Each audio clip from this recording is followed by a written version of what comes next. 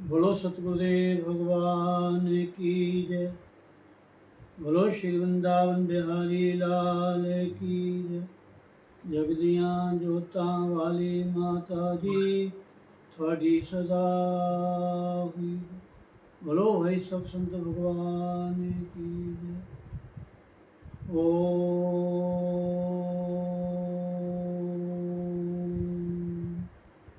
यतोऽनन्तशक्तिरनन्ता सजीवा यतो निर्गुणाद् प्रमेया गुणास्ते यतो भाति सर्वं त्रिधा भेदभिन्नं सदा तं गणेशं नमामो भजामः। ब्रह्मानन्दं परमसुखदं केवलं ज्ञानमूर्तिं वृन्दातीतं गगनसदृशं तत्त्वमस्यादिलक्ष्यम् एकं नित्यं विमलमचलं सर्वधी साक्षिभूतं भावातीतं त्रिगुणरहितं श्री सद्गुरुं तं नमामि। श्री सद्गुरुं तं नमामि। श्री सद्गुरुं तं नमामि। बोलो सद्गुरुदेव भगवान की जय। जय जय श्री राधे। श्री कृष्ण गोविंद हरे मुरारी हे नाथ नारायण वासुदेव। श्री कृष्ण गोविंद हरे मुरारी हे नाथ नारायण वासुदेव। श्री कृष्ण गोविंद हरे मुरारी हे नाथ नारायण वासुदेव। हे नाथ नारायण वासुदेव। हे नाथ नारायण वासुदेव। श्री कृष्ण गोविंद हरे मुरारी हे नाथ नारायण वासुदेव। हरे राम राम राम हरे हरे हरे कृष्ण कृष्ण कृष्ण हरे हरे हरे राम राम राम हरे हरे हरे कृष्ण कृष्ण कृष्ण हरे हरे। बोलो सद्गुरुदेव भगवान की जय। जय श्री राधे। बहुत ही हम सबके लिए सौभाग्य का विषय कि प्रतिदिन हमें सत्संग करने का, सत्संग सुनने का सौभाग्य प्राप्त होता है। और विशेषकर गुरुदेव भगवान के ऐसे दिव्य स्थल जहाँ गुरुदेव भगवान के चरण पड़े हैं, उन्होंने विश्राम किया है, तो ये हम सब के लिए बहुत ही सुनहरी अवसर है। जैसे कहते हैं कि एक पान दो काज, सत्संग का सत्संग और घर बैठे गुरुदेव भगवान के दिव्य स्थल के दर्शन मन ही मन हम करते हैं। तो हम चर्चा करते सत्संग की।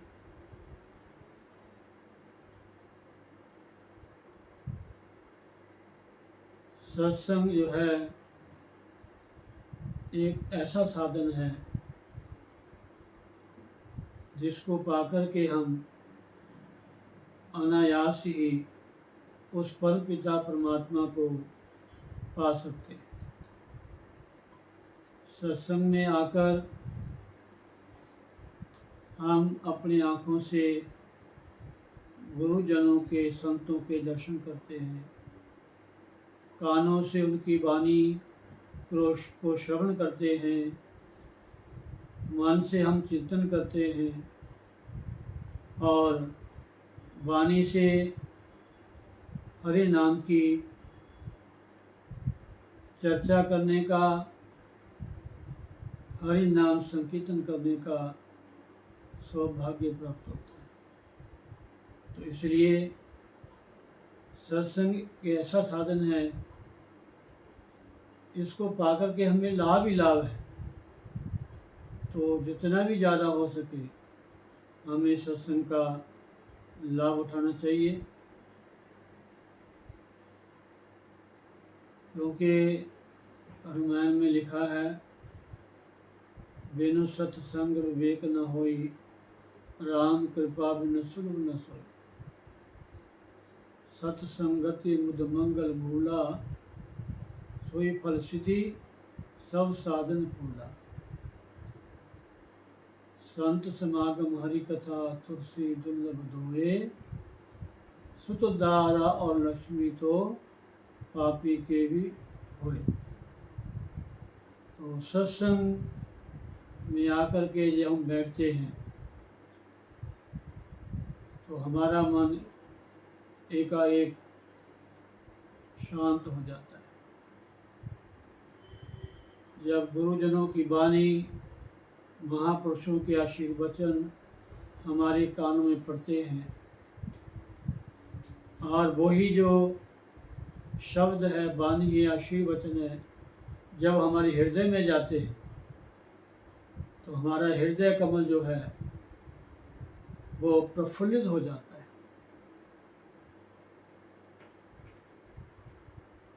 अगर हम सत्संग सुनते सुनते अपने हृदय कमल में, अपने ध्यान में उस परमपिता परमात्मा की मूर्ति का ध्यान करें, और ज़्यादा आनंद की अनुभूति होती है। तो इसलिए हमें सत्संग नित्य प्रति करना चाहिए, क्योंकि किसी ने लिखा है, जहाँ सत्संग होता है वहाँ पर नित्य जाओ तुम, वहाँ पर नित्य जाओ तुम। जहाँ सत्संग होता है वहाँ पर नित्य जाओ तुम, वहाँ पर नित्य जाओ तुम। नहीं फुर्सत कह कर समय ना गवाओ तुम, समय ना गवाओ तुम। जहाँ सत्संग होता है वहाँ पर नित्य जाओ तुम, वहाँ पर नित्य जाओ तुम। तो सत्संग जो है, और देखो सत्संग में क्या लाभ होता है, जितना समय हम मन के द्वारा, ध्यान के द्वारा, तद्रूपता के द्वारा सत्संग में बैठते हैं, उतना समय तो हमारा मन संसार से अलग रहता है, उतना समय तो हमारा मन संसार के विकारों से हट जाता है। बहुत लाभ है। और जब भी सत्संग की प्राप्ति हो, मैं तो प्राय कहता हूँ कि आप आसन में बैठ जाइए और ऐसे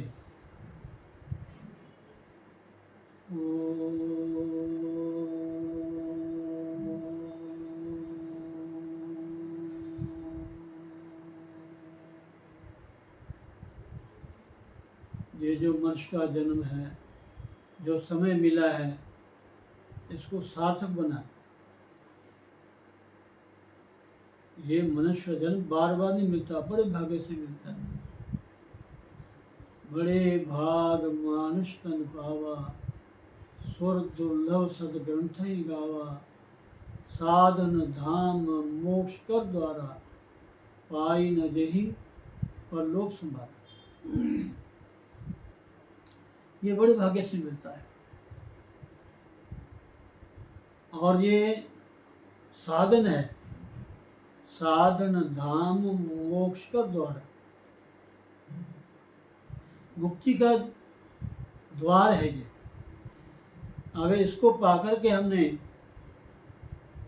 अपने स्वरूप को नहीं जाना, अपने आप को नहीं पहचाना, तो कहते सो परत दुख पावई, सिर धुन धुन पछताई, काल ही कर्म ही ईश्वर ही मिथ्या दोष लगा। तो इसलिए ये मनुष्य का जन्म मिला इसीलिए है। देखो श्रीमद् भागवत में आपने केवल सुना होगा भगवान कपिल जी का प्रसंग। ये ब्रह्मा जी के मानस पुत्र थे। जब ब्रह्मा जी ने मन के द्वारा भगवान कपिल जी को, कपिल जी ने कर्दम ऋषि, कर्दम ऋषि मानस पुत्र थे ब्रह्मा जी के। जब ब्रह्मा जी ने कर्दम जी को मन से प्रकट किया तो कर्दम जी ने पूछा कि हे पिताजी, हमें क्या आज्ञा है, हमारा क्या कर्तव्य है। तो ब्रह्मा ने कहा कि बेटा, इस मनुष्य जन्म का यही कर्तव्य है कि ये भगवान का भजन करें, इसको पाकर के हम भगवान को पालें। एक ही मकसद है मनुष्य जोड़ने का और कोई मकसद नहीं। कई बार मैं कह चुका हूँ, कहता रहता हूँ कि मनुष्य चोला कर्म योनि है, कर्म प्रधान, कर्म प्रधान विश्व करी राखा, जो जिस करे सो तस फल चाखा। ये कर्म क्षेत्र है। गीता में इस शरीर को कर्म क्षेत्र का है, गुरबानी में कर्मा संदड़ा खेत का है। ऐसे काम करें, ऐसे कर्म करें जिससे परमात्मा प्रसन्न हो, हमारा मालिक। एक नौकर होता है, सेवक होता है, वो इस भावना से काम करता है कि मालिक मेरा प्रसन्न हो, खुश हो। एक बार कहते हैं, एक गरीब माँ का बेटा था। उस शहर में, गांव में राजा की सवारी निकली। बहुत सारे लोग राजा का आवभगत, उनका स्वागत करने के लिए हाथों में गुलदस्ते, पुष्प, अन्य वस्तुएं लेकर खड़े थे, राजा को अर्पण करने के लिए, उनका दर्शन करने के लिए। तो राजा सबको मिलता था, सबसे उपहार लेता था और उनसे मिलता था, बातें करता था। एक गरीब लड़का था, उसके मन में आया कि क्या मैं भी राजा को मिल सकता हूँ। उसने अपनी माँ से कहा। तो माँ ने कहा, बेटा हम गरीब हैं, हम कैसे राजा को मिल सकते। तो एक संत मिले उनको। तो संतों ने कहा कि बेटा, अगर आपने राजा को मिलना है तो पास में ही राजा का महल बन रहा है, आप वहाँ जाके काम करो, मजदूरी करो। लेकिन आपने मजदूरी के बदले कुछ लेना नहीं है।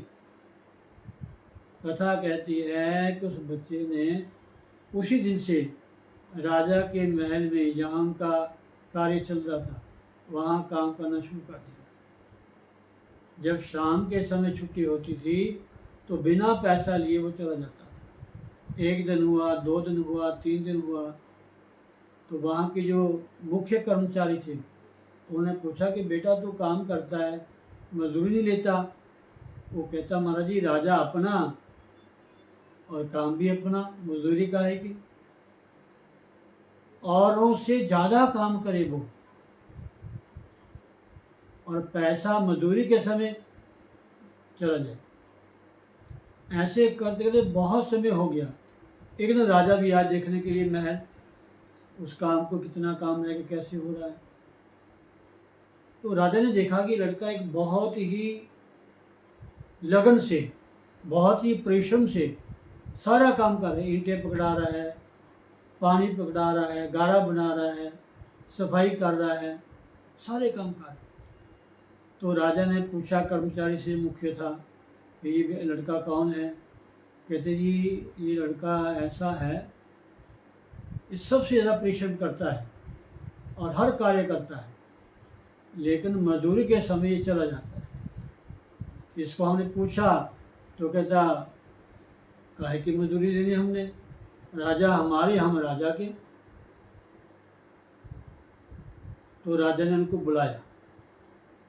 जिस बच्चे के मन में ये इच्छा थी कि मैं राजा को मिलना है, क्या राजा मेरे से बात करेगा, लेकिन संतों ने एक ऐसी युक्ति बताई।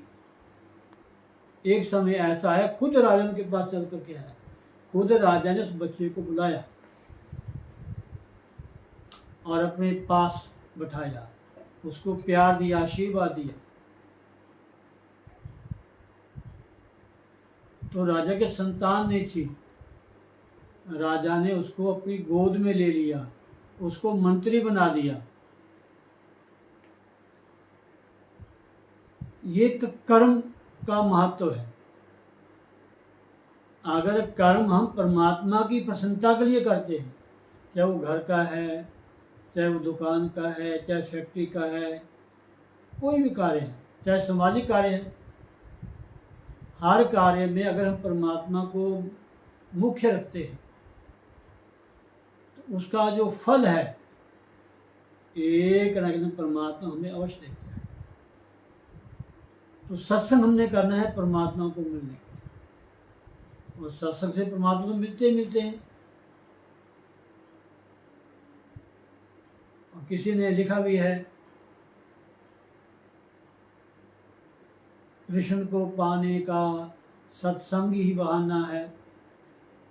सत्य बात, अगर भगवान को पाना है, अगर आपने आनंद को प्राप्त करना है, तो केवल सत्संग एक साधन है।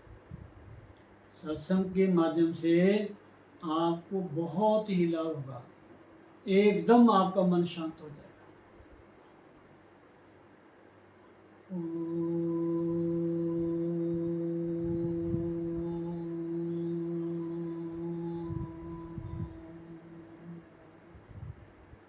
लेकिन ये जरूर है कि सत्संग में आप ध्यान से बैठे, ठीक है, तो बहुत अच्छी बात है। जय श्री राधे, जय श्री राधे, जय श्री राधे। बोलो सतगुरुदेव भगवान की जय। श्रीमन नारायण नारायण नारायण, श्रीमन नारायण नारायण नारायण, लक्ष्मी नारायण नारायण नारायण, लक्ष्मी नारायण नारायण नारायण, श्रीमन नारायण नारायण नारायण, श्रीमन नारायण नारायण नारायण, सद्गुरु नारायण नारायण नारायण, सद्गुरु नारायण नारायण नारायण, भजमन नारायण नारायण नारायण, श्रीमन नारायण नारायण नारायण, लक्ष्मी नारायण नारायण नारायण। सर्वे भवन्तु सुखिनः, सर्वे सन्तु निरामया, सर्वे भद्राणि पश्यन्तु, मा कश्चित् दुःखभाग् भवेत्। ॐ पूर्णमदः पूर्णमिदं पूर्णात् पूर्णमुदच्यते, पूर्णस्य पूर्णमादाय पूर्णमेवावशिष्यते। ॐ शान्तिः शान्तिः शान्तिः। ॐ जय श्री राधे, जय श्री राधे, जय श्री राधे।